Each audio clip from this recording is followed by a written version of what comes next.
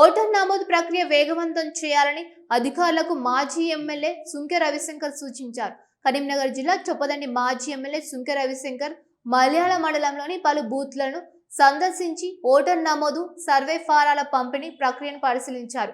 Booth number 302తో పాటు ఇతర బూత్లలో ఫారాల పంపిణీలో జాప్యం జరుగుతున్నట్లు గుర్తించారు. పలువురు ఓటర్లను నేరుగా కలిసి విచారించగా ఇప్పటికీ సర్వే ఫారాలు అందలేదని వారు తెలిపారు. ఈ సందర్భంగా ఫారాలు నింపి ఆన్లైన్లో నమోదు చేయకపోతే ఓటు హక్కు కోల్పోయే అవకాశం ఉందని రవిశంకర్ ఆందోళన వ్యక్తం చేశారు. క్షేత్రస్థాయిలో ఫారాల పంపిణీ ఆలస్యం కావడం వల్ల ప్రజలు ఇబ్బందులు ఎదుర్కొంటున్నారని పేర్కొన్నారు. వెంటనే ఈ అంశంపై జిల్లా కలెక్టర్తో పాటు ఆర్డీఓ, ఎంఆర్ఓ తదితర సంబంధిత అధికారులతో ఫోన్లో మాట్లాడి ఓటర్ నమోదు ప్రక్రియను వేగవంతం చేయాలని కోరినట్టు తెలిపారు.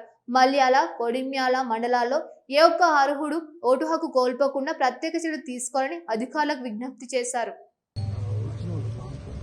చొప్పదండి నియోజకవర్గం మల్యాల మండలంలో ఈరోజు అనేక బూతులలో సర్ ఫామ్స్ ఇచ్చారా లేదా, సర్ ఫామ్స్ నింపుతున్నారా లేదా, మరి నింపింది ఆన్లైన్ చేస్తున్నారా లేదా అని బూతులు తిరుగుతున్నప్పుడు మన బావు సులోచన అనేటువంటి ఆమె ఇంటికే ఇవాళ వరకు మరి ఫామ్ ఇవ్వలేదు. తనకు బావు గంగాధర్ అనే ఆయనకు కూడా ఫామ్ ఇవ్వలేదు.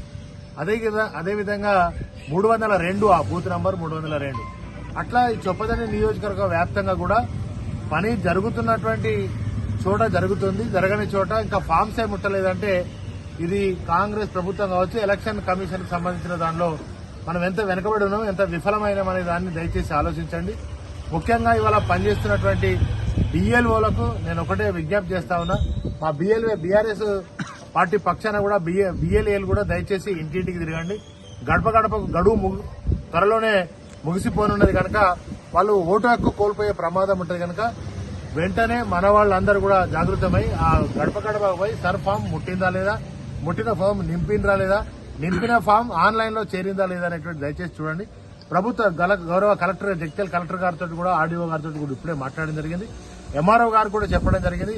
ఒక బిఎల్ఓలను కూడా తక్షణమే కలవడం జరిగింది. దానిలో ఆన్లైన్ లో చేసుకునే అవకాశం ఉంది చదువుకున్న వాళ్ళకైతే.